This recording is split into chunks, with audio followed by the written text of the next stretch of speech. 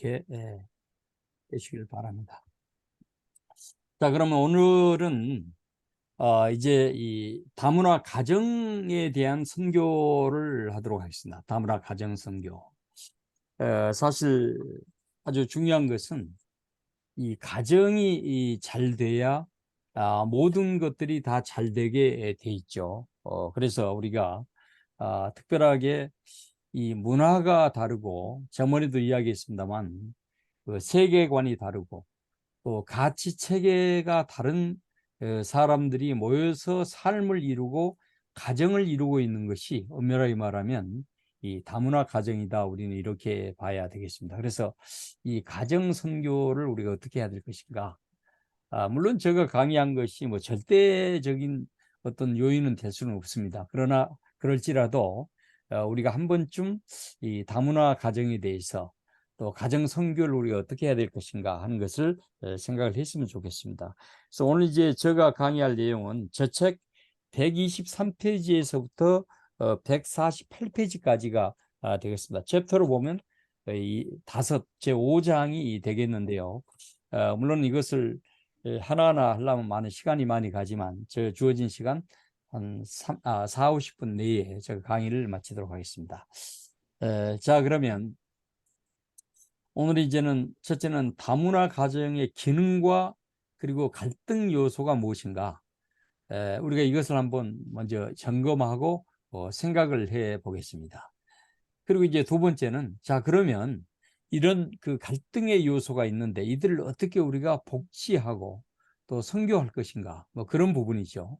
그래서 아마 이 부분을 오늘 우리가 집중적으로 한번 다뤄보고 싶습니다. 물론 여기에 계신 우리 문 박사님 같은 경우는 뭐 저희 김포에서 이 다문화 사역을 아주 크게 하신 분이죠. 그래서 현재도 지금 다문화 이 자녀들의 그 대안학교를 여러 프로젝트 가운데 하나 하시고 계셔서 아주 굉장히 실제적인 부분이고 아주 전문적인 그런 부분입니다. 그래서 이제 아마 저는 이론적으로 이런 부분을 이야기하게 되면 아마 혹시 여러분들 기회가 되게 되면 우리 같은 공부하신 분이니까, 물론 이제 문영선 박사님은 이미 이 박사학위를 받으신 분이시고 다 이 복지라든지 상담의 부분에서 상당하게 일가견이 있습니다만은, 그러나 여러분들이 이제 제가 또 못한 강의를 실적인 부분은 한번 연락을 하셔서 또 그 기관을 방문하시고 또 벤치마킹도 하시고, 그래 여러분들이 사역을 어떻게 하면 좀 풍성하게 됐으면 좋겠다, 이런 생각도 제가 갖고 있습니다. 자, 그러면 다문화 가정에 대해서 먼저 정의를 한번 내려 보겠습니다. 이 다문화 가정은 여기 있습니다만 서로 다른 문화적 배경을 가진 사람들로 구성된 가정의 단위를 말한다 것을 보게 돼요. 여기서 이제는 서로 다른 문화적 배경을 가졌다, 여기 아주 우리가 키워드가 되겠습니다. 그래서 이것은 예를 들면 이주 여성이라든지 또 뭡니까 뭐죠, 또 최근에 우리가 들어왔던 그런 아프가니스탄이라든지 이런 데서 온 난민이라든지 또 한국에 이 결혼 이주민이 돼서 이 한국에 와서 기거하는 결혼 이주민 가정, 뭐 이런 부분들이 사실 모두 다 통칭해서 이제는 다문화 가정이다, 이렇게 우리는 볼 수가 있겠습니다. 물론 이제 요즘은 참 다문화 가정을 다루면서 물론 우리 한국인 가정도 참 어려움이 많이 있죠. 왜냐하면 그 사실은 요즘 결혼을 해도 또 이혼율도 대단히 높고, 또 이제 특별히 황혼 이혼율, 왜냐하면 이제 결혼을 해서 이제 참다 이제 너 늙으면 봐라, 너 늙으면 이제 갈 곳 없을 때 내가 결정적인 무기를 휘두를 것이다 해서 이제 그 황혼 이혼 서류를 탁 내밀어서 남자들의 그 늙은 남자들의 마음을 아주 간담을 서늘하게 한 어떤 그런 부분이라든지 이런 요소를 통해서 가정에 대단히 어려움이 많이 있습니다만은, 그러나 이제 지금 현재 우리가 다루고 있는 부분은 이 이주민들의 가정을 우리가 어떻게 할 것인가, 다문화 가정을 우리가 어떻게 봐야 되고 그들을 어떤 시각적으로 봐야 될 것인가, 이것이 우리의 오늘 공부할 내용이다, 이렇게 보시면 되겠습니다. 이제 가족의 기능이라고 하는 것은 뭐 잘 아시다시피 아주 다양한 면으로 살펴볼 수가 있죠. 가족의 기능이라는 가족 체계 내에서 개인 성원의 위치와 역할을, 가족 체계 밖의 관계성에서는 가족의 응징력과 적응성을 갖고 있다. 그러니까 이제 이것은 뭐 내적인 요소와 외적인 요소가 있다. 이렇게도 우리는 볼 수가 있는 것이죠. 그래서 이제 일반적으로 가족의 기능 가운데 내적인 어떤 요소로 봐서는 이 성이라든지 또 자녀 출산, 또 자녀 양육과 교육에 관한 기능, 또 경제적 기능, 또 오락이라든지, 그리고 뭐 여러 가지 또 종교적인 어떤 기능도 있다고 봐야 됩니다. 그리고 이제 대외적인 기능은 여기 알다시피 성을 예를 들면 통제하는 기능이라든지 사회 구성원들을 종속시키는 기능이라든지 또 노동력을 제공하고 경제 질서를 유지하는 기능이라든지 또 사회 전통과 문화를 계승하는 기능, 이런 것들이 대외적인 기능이다. 그래서 우리가 이제 오늘 가족을 다루면서 이 다문화 가정 속에 있는 요소들 가운데 그들이 대부분 우리가 복지, 뭐 상담 이런 것들은 뭐 대내적인 기능이라고 하면 우리가 이제 대외적인 기능의 요소가 또 무엇이 있는가, 또 그 부분들에 대해서 어떻게 우리가 이 대처를 하고 그분들에 대한 이 관계성을 갖게 할 것인가, 이것이 우리가 또 가진 중요한 하나의 전략이다, 이렇게도 볼 수가 있겠습니다.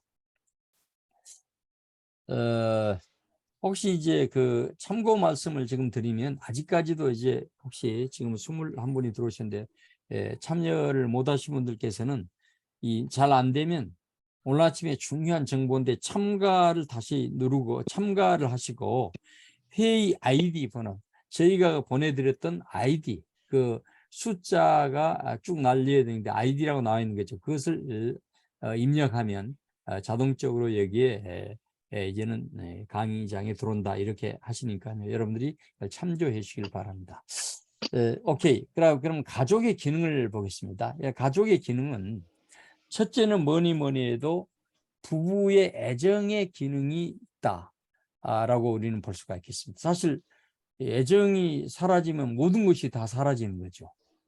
그렇습니다. 이게 이 다문화 가정뿐만 아니라 우리 내국인들도 다 마찬가지입니다.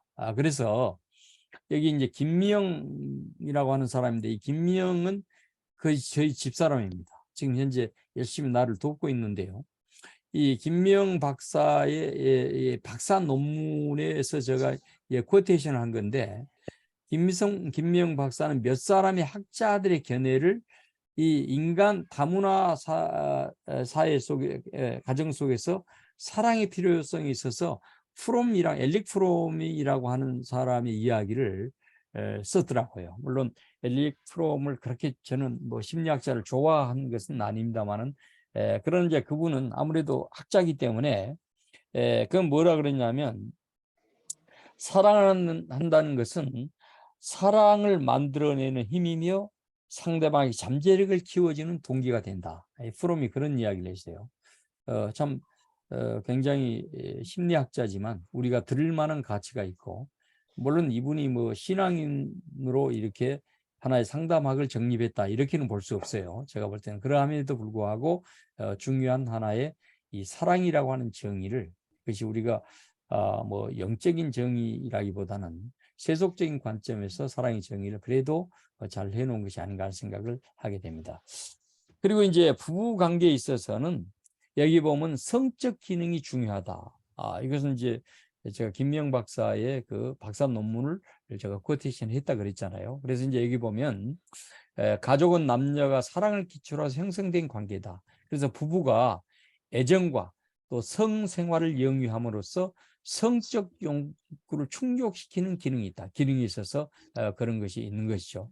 그래서 우리가 물론 목회의 현장에서도 마찬가지고 삶의 현장에서 다 마찬가지겠습니다만은, 사실 이제 그 어떤 의미에서는 이 긍정적인 부분의 성적인 기능과 또 부정적인 사회 악의 어떤 기능의 성적인 기능을 잘 구분한 것이 우리가 지금 가져야 현대를 사는 우리가 가져야 할 중요한 요소고, 특별하게 우리 죄송한 이야기입니다만 목회자님들은 정말 사회 지도층이기 때문에 이런 부분을 잘 이제는 구분해야 되겠다. 그래서 사회적으로 치탄받지 않는 어떤 성적의 기능을 우리가 유지해야지, 괜히 뭐 이상하게 이상한 삶을 살아가지고 어느 날 갑자기 이제 인터넷에 뭐 대문짝만하게 이렇게 나오고 또 9시 뉴스에 그냥 이 천마디 이렇게 나오게 되면 우리가 아무리 복음을 증거한다고 할지라도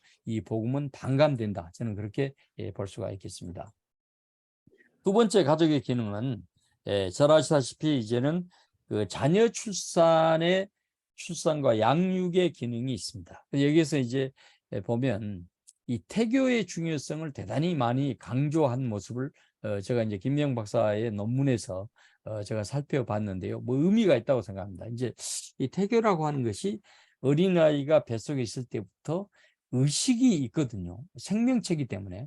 근데 그런 해서 어린아이를 축복하고 또 사랑하고 끊임없이 내가 너를 사랑한다. 내가 너와 함께함을 기쁘게 여긴다. 너는 정말 나의 자손이고 위대하게 될 사람이다. 이렇게 기도하고 자녀를 만져주고 또 좋은 음악을 들려주고 한 이런 그 태교. 그래서 우리가 이제 참 이조 시대의 500년의 흐름을 봤을 때 그들이 아주 가장 하여튼 한국 문화 속에서 정말 잘한 문화는, 저는 그 문화 가운데 하나의 요소를 찾으라고 하면 그것은 태교의 문화도 우리 속에 가지고 있는 것이죠. 그래서 이제 국가의 어떤 이 지도자가 될 사람, 또 이 소위 우리가 말하면 잘 나간 집 양반의 자손들은 이 태교부터 교육을 시켜서 나중에 출산을 하고, 그리고 그 아이를 이제 지도자가 되는 교육을 시키고 그래서 한 것을 보게 됩니다. 제가 그 얼마 전에 그 왕이 되려고 하면 얼마나 교육을 많이 받는가, 그런 그 다큐를 제가 본 기억이 있는데 정말 왕이 되는 것은 쉬운 게 아니더라고요. 특별히 조선의 왕이 된 것은. 그러니까 그 소위 말해서 왕자가 돼가지고 왕자가 교육을 받는데 그 교육이 장난이 아니에요. 그러니까 정말 여러 왕자들 가운데 이제는 결과적으로 이제 왕위 계승을 위해서 이제 딱 뭡니까 이제 우리가 이제 딱 채택이 되면 그때부터는 교육이 들어가는데 그건 보통 교육이 아니다. 정말 저렇게 교육을 시키니까 왕들이 나름대로 해안을 가지고 국가를 경영하지 않겠는가 할 정도로 교육을 시키는데, 우리 가운데 우리 문화 가운데 참 중요한 문화가 하나가 태교의 요소가 있다 하는 것을 제가 말씀드리고요.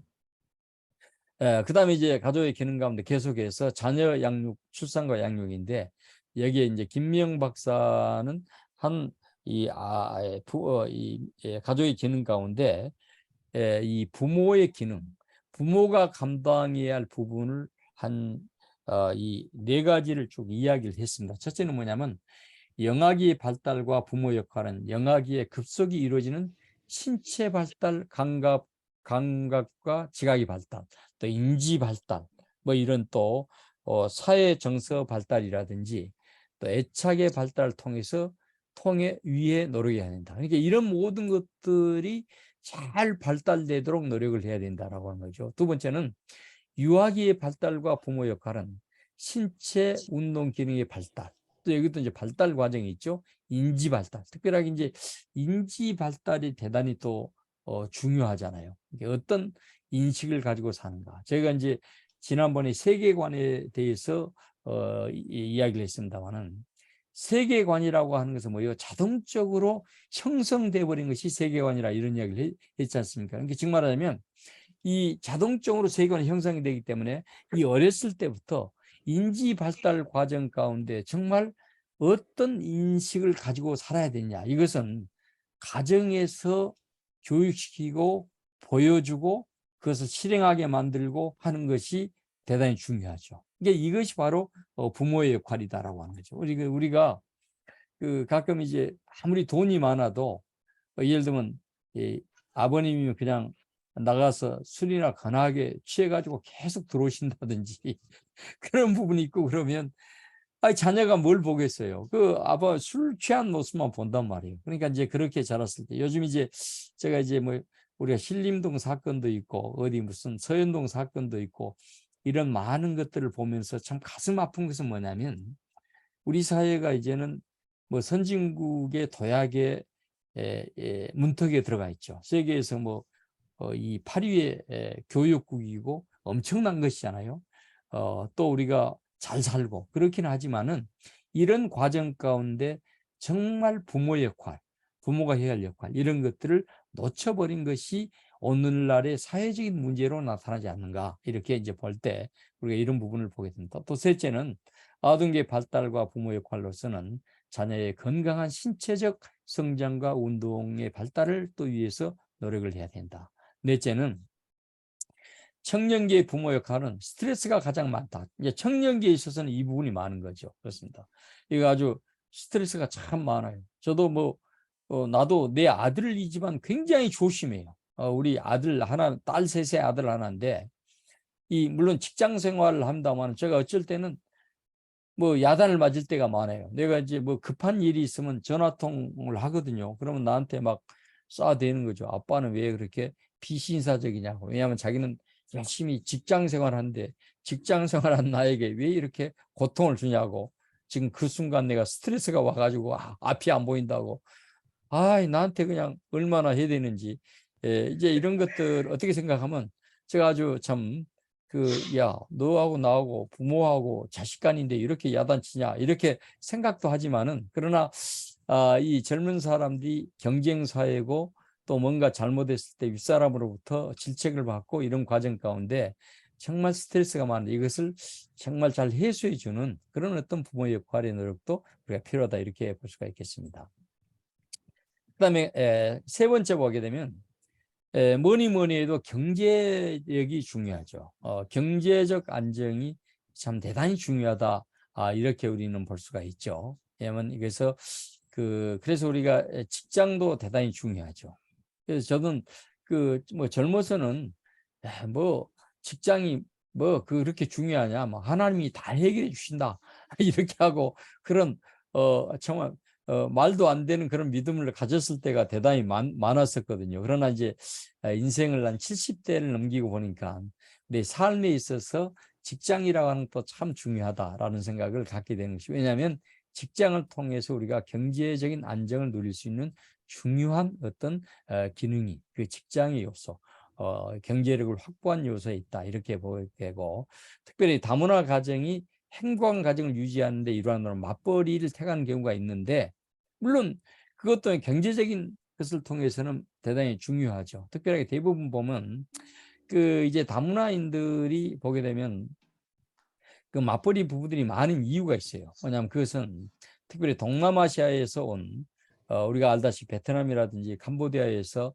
또 태국에서 온 그런 다문화 가정들 이주 여성들이 보게 되면 직장을 구해 가지고 뭘 하냐 자기 고국에 있는 이 가정을 살리는 것이에요. 어떻게 생각하면 참 효녀고 참 그렇지만은 이런 과정 가운데 또 하나의 희생은 그 자녀들이 또 희생을 당할 수가 있다 하는 것을 우리가 볼 수가 있습니다. 그게 어떤 것이든지 일장일단의 요소는 다 우리가 존재한다. 이 어느 비중을 어떻게 적절하게 균형을 이루고 가야 되나 이런 부분들이 우리가 가질 요소다 이렇게 볼 수가 있겠습니다. 그럼 이제 큰 두 번째 보면 다문화 가정에 이제 갈등의 요소가 나타나죠. 이제 가장 심각한 갈등의 요소는 가정폭력이죠. 저번에도 이야기했습니다만 대부분의 이제 가정폭력이 어디서 나오냐? 커뮤니케이션의 부재 가운데 나올 수도 있어요. 그건 왜냐하면 말이 안 통하니까. 또 그리고 문제는 저번에 너무 시간이 없어서 그냥 막 달렸습니다만은 내가 돈 주고 너를 사왔다라고 하는 개념이 있어요. 이게 우리가 알다시피 베트남에 있는 한 여성을 한국으로 데려오기 위해서는 기본적으로 3천만 원이 필요합니다. 3천만 원 기본적으로 해요. 뭐 하여튼 그런 게 필요합니다. 최근에 제가 이제 저희 가족들 가운데도 이제 다문화인들과 결혼을 하게 된 케이스가 있습니다만은 그런 경우도 뭐 거기에 있는 결혼식 비용, 파티 비용, 그리고 무슨 모든 비용들을 다 대고 이렇게 와야 되는 거예요. 그러니까 이제 거의 그것을 우리가 3천만 원 정도로 이렇게 예상하는데 이게 3천만 원이 사실 적은 돈은 아니죠. 그렇기 때문에 이제는 이 돈을 주고 내가 너를 사왔다라는 게 하나의 부부 간의 어떤 사랑과 애정과 그리고 인격 속에서의 가정을 이뤘다 이런 개념보다는 돈을 주고 사오니까 하나의 소유의 개념이에요. 이 소유의 개념이라고 하는 내가 이것을 마음대로 해야 된다. 그러니까 뭐 밥을 좀 늦게 차린다든지 밥을 잘못한다든지 자기 마음대로 뭐 청소를 안 해놨다든지 했을 때는 폭력이 가해지는 거죠. 그러다 보니까 이런 폭력들이 난무하게 돼서 굉장히 중요한데 이 조사기관에 한 번 해서 조사를 해봤더니 언어 폭력이 31%예요. 언어 폭력이. 제가 잘 아는 그 베트남에서 온, 근데 한국에 와서는 그 노동청에서도 근무하고 이천에서 아주 성실한 사람이 됐어요. 그런데 이제 그 스토리를 봤더니 이 사람이 자기 아버지가 베트남에서 그 소련어를 가르친 교수였어요.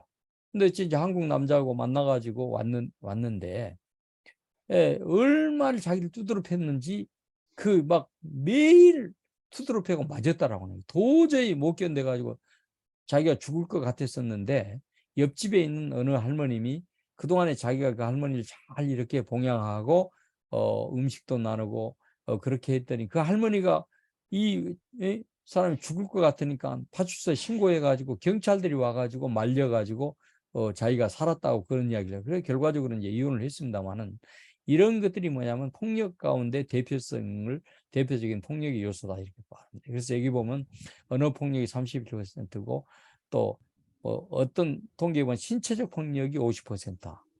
또 이런 요소를 또 보게 됩니다. 또 이제 갈등 가운데 요소는 두 번째는 자녀의 이 뭡니까? 이 학습 부진의 요소가 있습니다. 이건 저번에도 이야기했습니다만 그 어머니가 정말 그 자녀를 어려서부터 교육시켜야 되는데 이 부분이 굉장히 어렵습니다. 제가 이 경기도에 다문화 교육위원을 했던 적이 있습니다. 옛날 한 세대 있을 때요. 근데 이제 그때 회의를 참석을 해보면 그때 그 부교육감이 이제는 회의를 다 마치고 나와서 식사를 할 때 내 앞에서 그런 이야기를 하는 거예요. 교수님, 이 다문화 자녀들이 학교에서 드롭이 많이 되는데 공부를 못하고 드롭하면 어디로 간지 압니까? 나한테 그랬어요. 그래서 제가 필드에 있는 사람이 아니라서 그건 잘 모르겠습니다. 그랬더니 조폭들이 제일 좋아합니다라고 한 거예요. 그러니까 조폭들이 학교 다니다가 다문화 자녀 학생들이 딱 학교에서 그냥 자퇴하면 조폭들이 달라들어가지고 내가 너를 평생에 책임질 테니까 내 말만 들어라. 그렇게 한다라고 하는 거죠.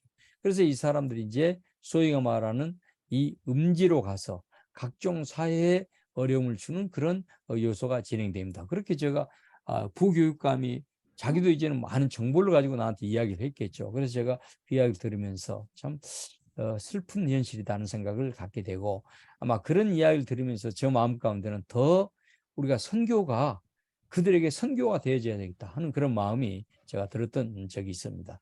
이제 둘째는 뭐냐면 아동기나 학교 생활의 정의인데 특별히 왕따 부분이 일어납니다. 뭐 침을 뱉는다든지 뭐 사실 다문화인들로부터 생김새부터가 조금 우리하고 다르잖아요. 물론 이제 동남아시아에서 온 아이들은 별로 표가 안 나지만은 뭐 탄자 붙은 동네에서 왔다든지 또 특별히 아프리카에서 온 그런 어떤 이 피부 색깔이 검정 색깔로 돼 있는 그런 어떤 데서 오신 분이라든지 이런 분들 이 자녀들 같은 경우는 뭐 왕따의 1호 대상이 될 수밖에 없는 거죠. 왜냐하면 자기들하고 외모가 틀리다라고 하는 거죠. 외모 차이에서 오는 그런 왕따가 심하게 되고 세 번째는 청년기에는 사회 부적응 속에서 오는 스트레스와 함께 사회에 대한 불만 요인. 그렇죠. 왜 나는 이런가? 왜 나만 이런가? 그래서 이제 우리가 이런 것들이 나중에는 이제 방화 사건으로 이어지고 사실 이제 지금은 이제 다문화가 우리가 엄밀하게 말하면 한 5% 정도, 다문화 5% 사이즈잖아요.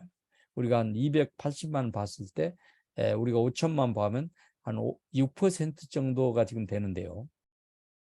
여러분들 이제 아셔야 할 건 7%가 되게 되면 그것은 그다음부터는 사회가 불안이 극대화됩니다.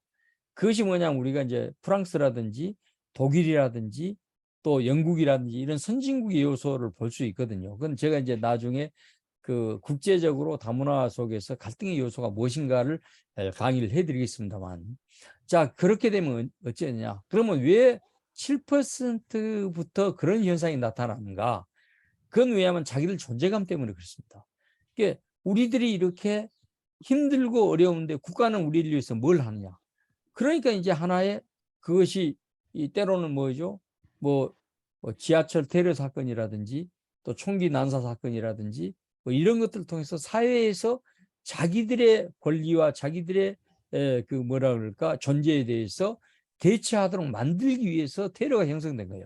테러라고 하는 것이 내가 괜히 기분 나빠서 저놈을 죽이고 싶다 그런 것이 아니거든요. 요즘은 그 뭐 서현역에서 그냥 저 차 타고 가지고 뭐 뒤에서 밀어버리고 뭐 그것은 어떤 개인적인 요소지만 앞으로는 그런 것들이 집단화 될 수 있다 이렇게 봐야 되는 겁니다. 그러니까 우리가 지금 현재 교회가 이 다문화에 대해서 굉장히 관심 갖고 처리해야 돼요. 지금 사실 우리가 뭐 저도 교회 성장학을 책도 쓰고 저도 강의를 하고 뭐 그런 그 이야기했습니다. 사실 우리가 성장이 대단히 중요합니다. 그러나 그 성장이 우리가 무엇과 함께 성장, 이런 어떤 다문화인들을 처리하는 어떤 이런 것도 전략 가운데서 우리가 성장해야 앞으로 사회적인 문제가 좀 적지. 이걸 방치해버리고 하버리고 이들이 어디를 가겠어요? 왕따 당하고 그러면 그때부터는 칼 들어버리고 담 넘어가게 되고 뭐 그런 현상이 우리는 불보듯이 보인다 이렇게 볼 수가 있겠습니다. 그다음에 사회적으로는 제도권에서 그들이 배제되죠. 사회보장제도에서 많이 이제는 배제된 것을 보게 됩니다. 그래서 이제 우리가 이제 다문화 상담에 대해서 나중에 이야기하겠습니다. 이런 사회보장 체계에서 배제된 것을 그들이 한국 사회가 그들에게 혜택을 줄 수 있는 것을 가이드하고 그들에게 안내해주고 그들을 그 소셜 세큐리티 속에 들어오게 만들게 하고 이런 것들도 우리가 해야 할 사회의 중요한 부분이죠. 뭐 우리가 그들에 의해서 날마다 밥 갖다 주고 뭐 해주고 한 것도 물론 그것도 참 중요한 하나의 사회적 요소입니다만 가장 중요한 것은 사회보장제도 있는 사회보장제도를 어떻게 활용하게 만들 것인가. 왜냐하면 그들이 몰라서 못 가거든요. 그러니까 이런 부분들을 우리가 잘 해결하는 그런 요소를 우리가 보게 돼요. 두 번째는 의료보장제도.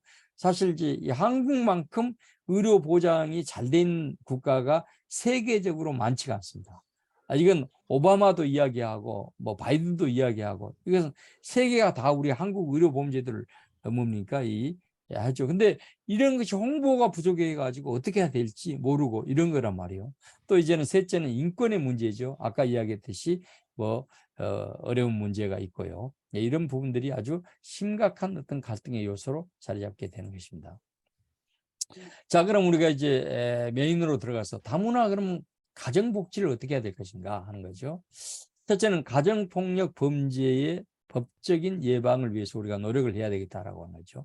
그래서 우리가 주위를 둘러보면서 또 교회 주변에 또 우리가 하는 기관의 주위에 둘러보면서 매일 맡고 있다 이런 상담이 나오게 되면 그 상담을 통해서 복지기관에 연결을 한다든지 아니면 국가에서 정당하게 인권이 유지될 수 있도록 해주는 것이 대단히 중요하다라고 하는 거죠. 그래서 이제 사실은 이들이 한국에 오기 전부터 우리는 교육을 시켜야 할 필요가 있습니다. 또 물론 이제 여성가족부라든지 또 법무부라든지 무슨 이런 그 국가기관에서 이 국제 결혼을 할 사람들을 대상으로 해서 미리 결혼 교육을 시키는 그런 프로그램을 이제 지금도 많이 집행을 하고 있습니다. 사실 우리 그 김명 박사가 거기에 그 인재풀이에 들어가서 교육을 많이 하고 막 그랬습니다만은 하여튼 그래서 이런 부분들이 우리는 좀 선행돼야 되겠고요. 두 번째는 결혼 이민자들은 가정폭력으로 혼인관계를 종료하는 경우 의사소통이 어려워.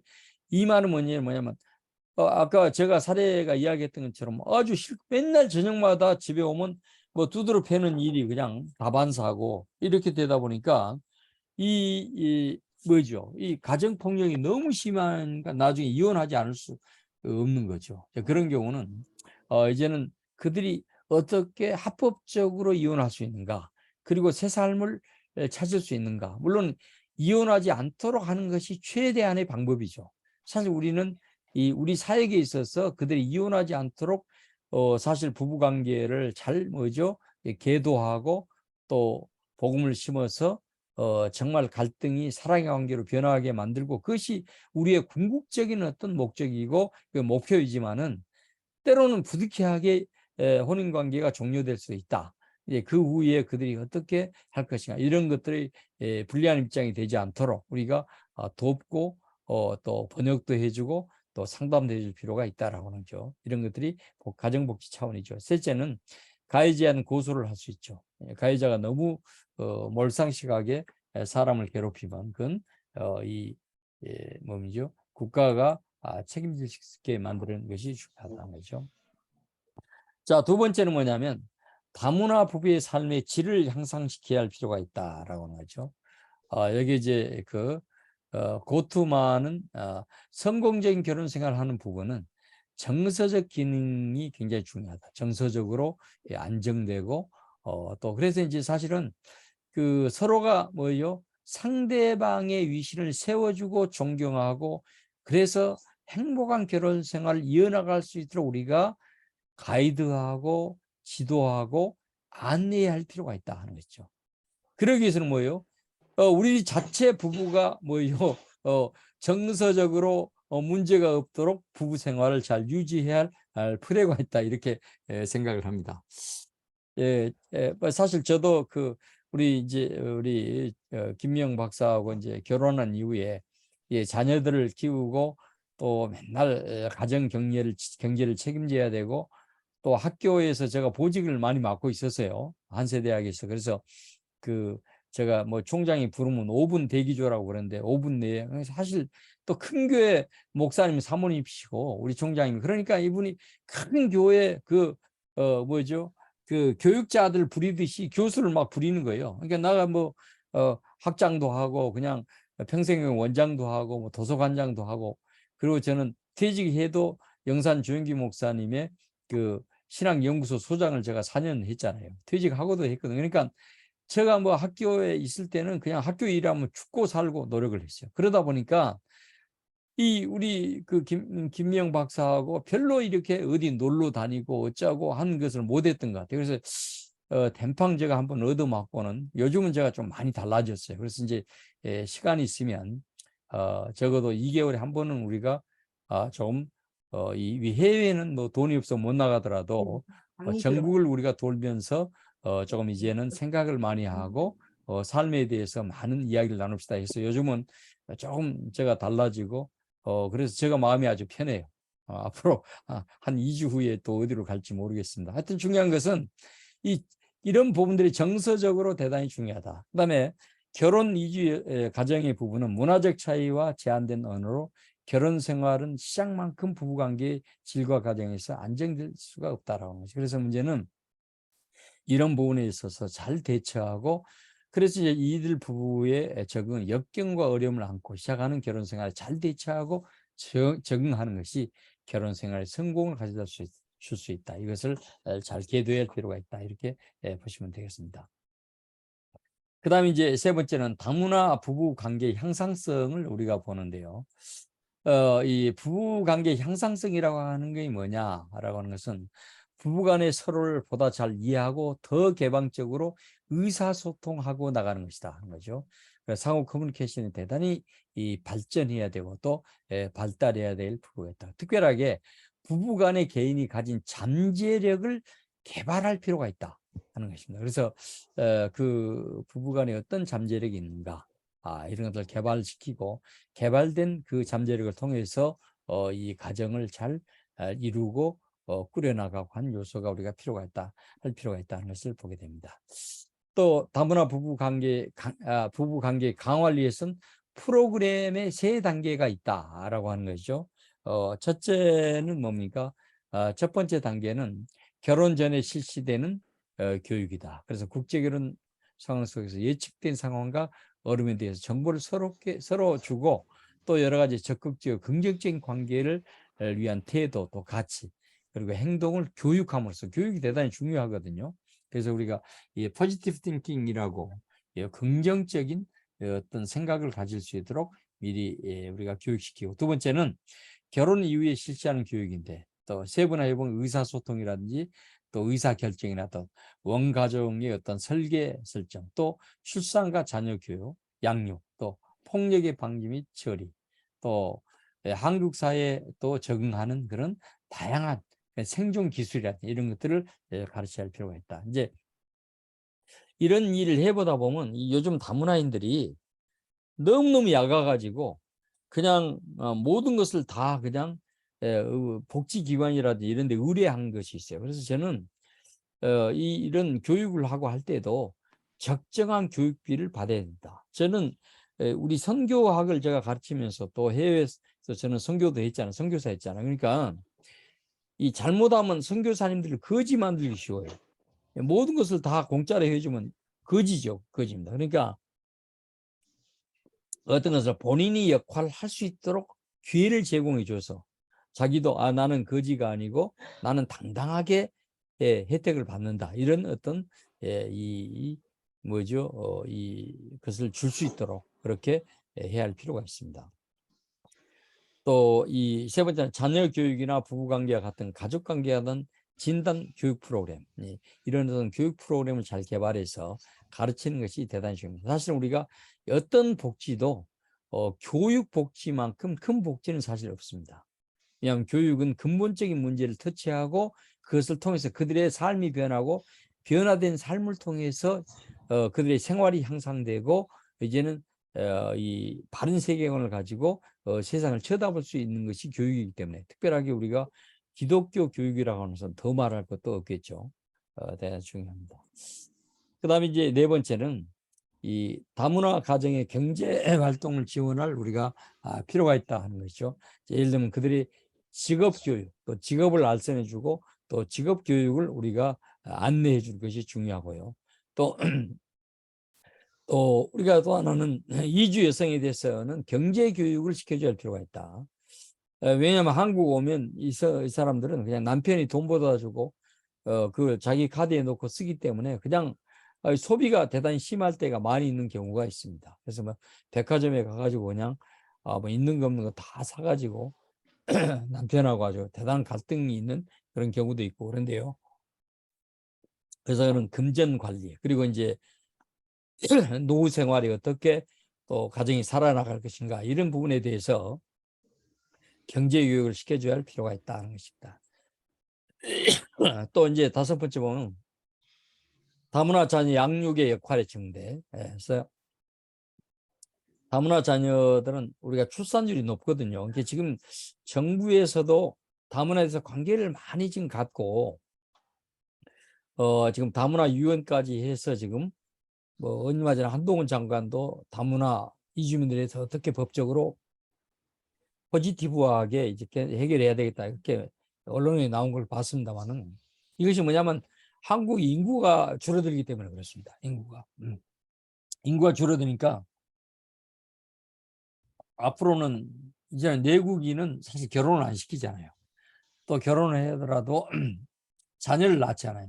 왜 자녀 안 낳냐 그러면, 첫째는 우리가 두 부부가 즐기다가 가면 되지 무슨 자녀냐. 두 번째는 자녀 하나를 대학까지 보내고 사회까지 내려고 그러면 3억이 든다 그러는데 우리는 3억이 없다. 그래서 그러기도 하고, 또 우리가 아파트 사고 하기 위해서 우리는 자녀를 안 낳을 수도 있고 그렇습니다.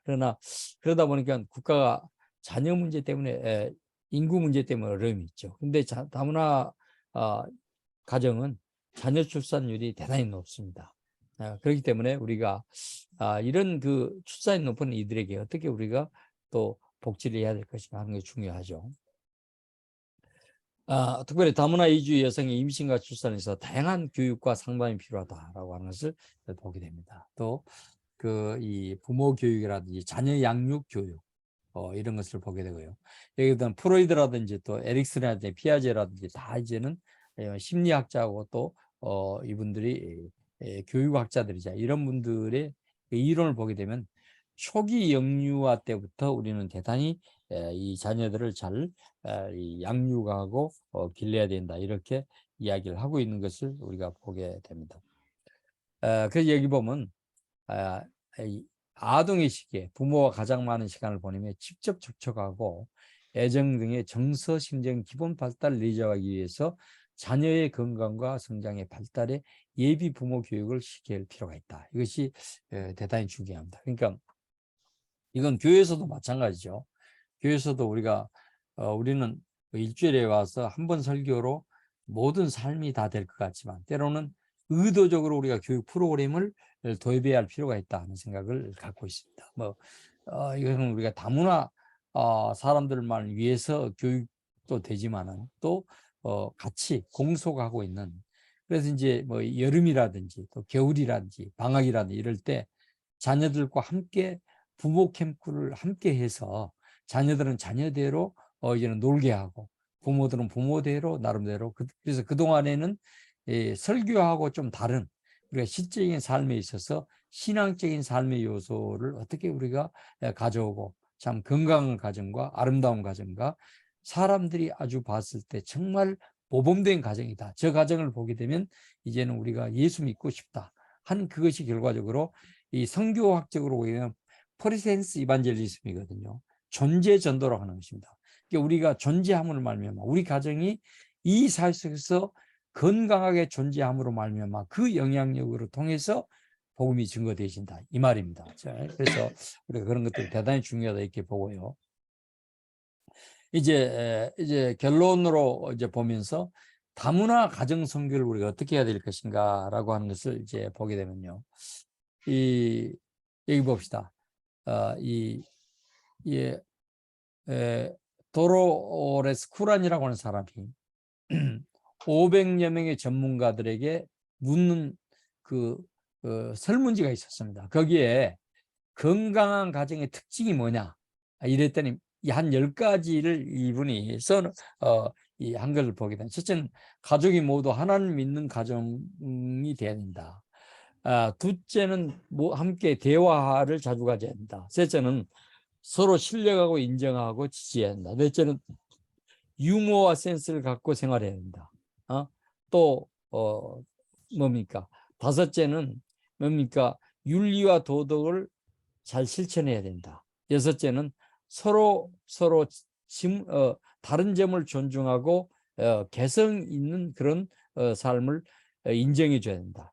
일곱째는 뭡니까? 전통과 또 풍습을 공유하고 긴밀한 유대감을 유지해야 된다.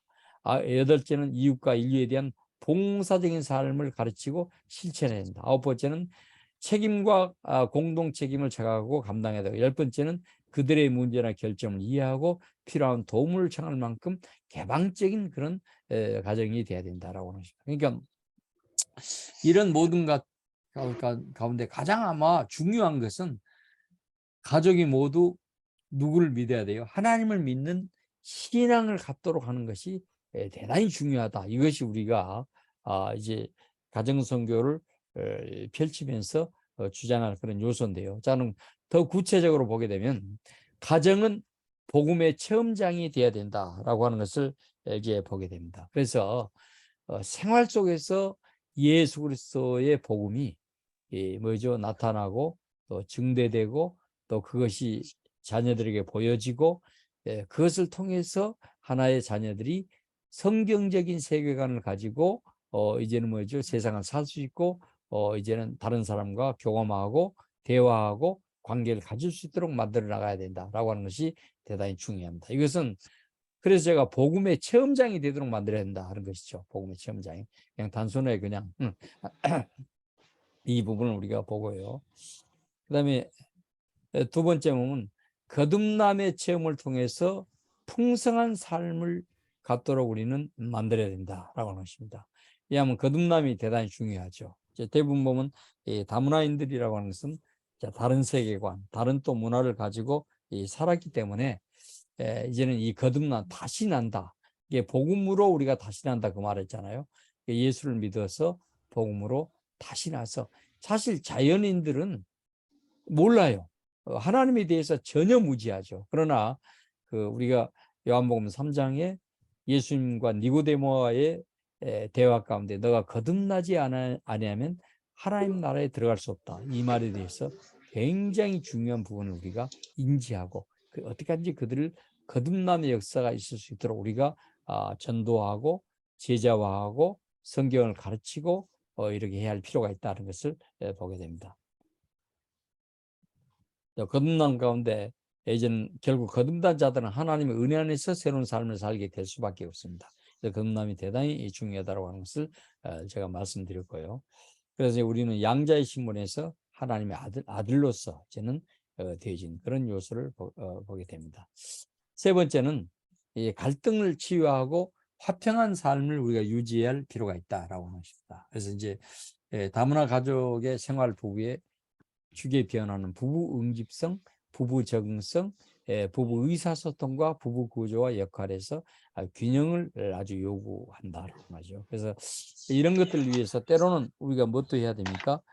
여행도 해야 되고 또 시간을 갖고 커피도 마셔야 되고 중요하죠.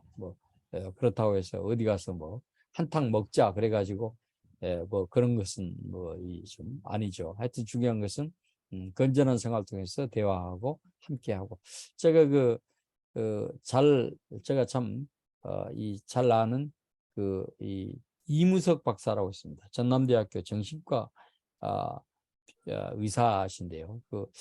이무석 이제 젊은 청년 때 제가 CC 활동을 했기 때문에 광주에서 이무석 그분 댁을 우리가 자주 가요. 자주 가는데 이분이 참 저녁 식사하고는 우리를 놀으라 그래 놓고 자기는 사모님하고 사모님이 충장로에서 큰 양장점을 하거든요.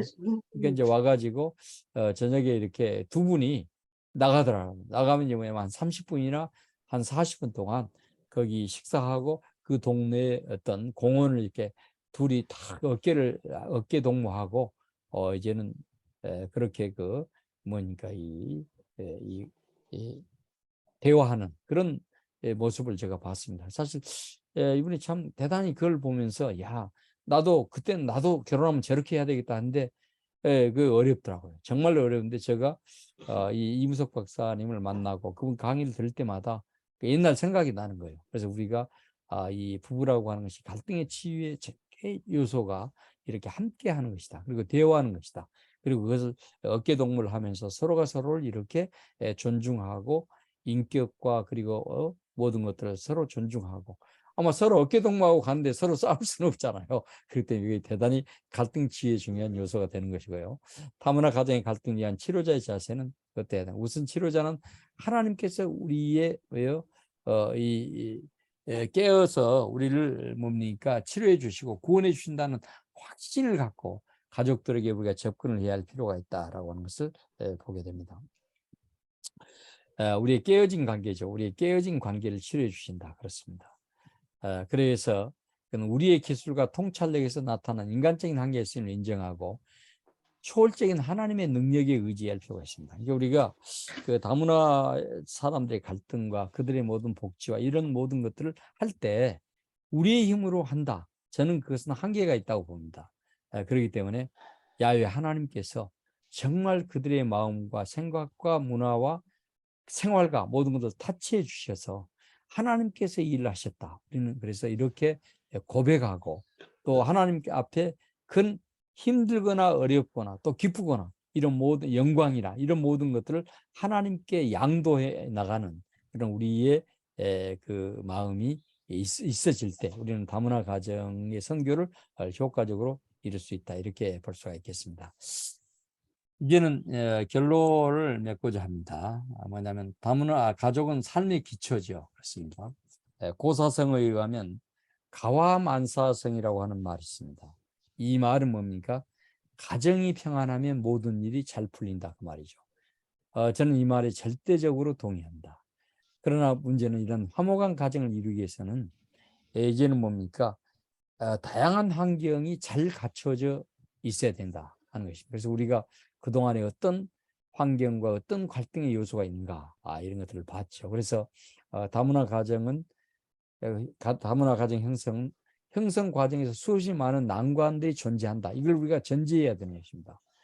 그렇기 때문에 그들에게 이 복지하고 또 상담하고 그들을 교육하고 하는 그런 일들을 통해서 우리가 가정을 효과적으로 한국에서 꾸려나가서 정말 복된 가정, 또 하나님이 축복한 가정, 하나님의 가장 기뻐하신 가정, 그리고 언젠가는 한국에서 이들이 와가지고 생활하면서 복음을 가지고 또 자기 나라로 역파송의 선교사를 감당할 수 있도록 그런 놀라운 일들이 일어날 수 있기를 제가 바라면서 오늘의 강의를 제가 마치도록 하겠습니다.